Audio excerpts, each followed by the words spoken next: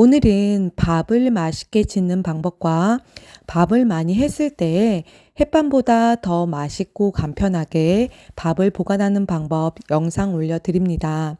밥 맛있게 짓는 방법은 예전에 방송에서 소개가 된 방법인데요. 직접 해보니까 밥에 윤기가 돌고 찰지면서 맛이 고소해서 저는 자주 이 방법으로 밥을 지어 먹고 있습니다. 바로 밥을 지어 보겠습니다. 첫 번째로 쌀을 씻어야 하는데요. 첫물은 씻지 않고 헹군다는 생각으로 바로 따라 버립니다. 이유는 도전 과정을 거쳤지만 농약이나 불순물이 있기 때문인데요. 많은 글들을 보니까 물부터 받아놓고 이제 쌀을 부어서 씻어야 한다는 정보가 많았습니다. 그런데 막상 주부님들이 밥을 지을 때는 빨리빨리 식사를 차려야 하기 때문에 물부터 부어놓고 쌀을 씻는 경우가 많이 없죠. 대부분 쌀을 먼저 담아놓고 물을 부어서 밥을 짓게 되는데요. 요리는 내가 가장 편리한 방법으로 하는 게 가장 좋은 방법이라고 생각합니다. 이제 그러니 본인이 편리한 방법으로 쌀을 씻으면 되겠습니다. 그리고 두 번째로 물을 받아서 손을 넣어서 쌀을 씻은 다음에 물을 따라 버립니다. 저는 쌀을 씻을 때 손이 시려서 거품기로 이제 자주 쌀을 씻는 편입니다. 그리고 세 번째로 쌀을 씻은 다음에 생긴 쌀뜨물은 된장국이나 청국장 등 각종 요리에 사용하시면 되겠습니다. 그럼 쌀을 다 씻었기 때문에 밥물을 맞춰 보겠습니다.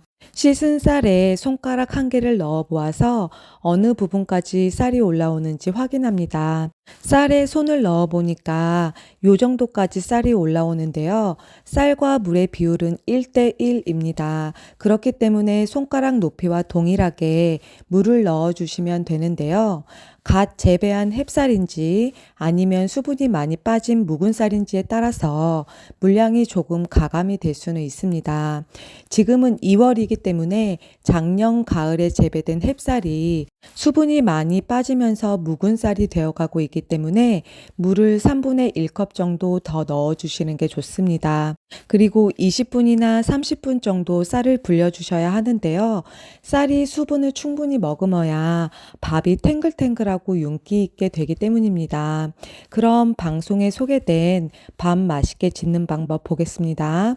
밥을 그냥 짓는 것보다 콩기름이나 우유 또는 식초를 넣고 밥을 지으면 훨씬 밥맛이 좋은데요. 저는 식초는 넣지 않고 주로 콩기름 한 숟가락을 넣어주거나 때로는 우유 한 큰술을 넣어 밥을 지어 먹습니다. 아니면 두 개를 다 넣어 밥을 지을 때도 있는데요. 이 방법으로 밥을 지어 보시면 쌀만 넣어서는 밥이 맛이 없게 느껴지실 거예요. 식당에서도 돌솥밥을 만들 때 우유를 넣어서 밥을 지어 만들거든요.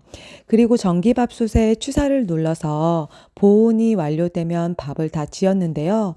3분에서 4분 정도 뜸을 들인 다음에 뚜껑을 열어보면 밥이 아주 맛있게 잘 지어졌습니다. 식용유만 넣는 경우에는 윤기가 좌르르 돌고 우유만 넣는 경우에는 맛이 고소하며 두 개를 다 넣는 경우에는 윤기는 적지만 밥이 찰지고 맛이 고소했습니다. 그리고 밥을 많이 한 경우에는 밥그릇에 일회용 비닐을 씌운 다음에 1인분씩 밥을 담아 주시고요. 밥을 다 담은 다음에는 밥에서 올라오는 수분이 빠지지 않도록 바로 입구 부분을 닫아준 다음 그대로 열기를 식혀줍니다. 열기가 다 식었다면 비닐을 묶어서 냉동 보관하시면 되는데요. 드실 때 꺼내서 전자레인지에 5분 돌려서 드시면 수분이 하나도 빠지지 않았기 때문에 바로 갓 지은 밥 맛을 맛보실 수가 있습니다.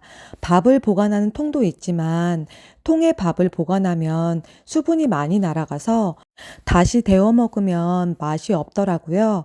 그런데 비닐에 밥을 보관하면 햇반보다도 더 맛있고 바로 갓 지은 밥 맛을 맛보실 수 있습니다. 매우 만족스러우실 거예요. 그럼 밥 짓는 방법부터 보관법까지 모두 참고하셔서 밥을 맛있게 드셨으면 좋겠습니다. 오늘도 영상 시청해 주셔서 감사합니다.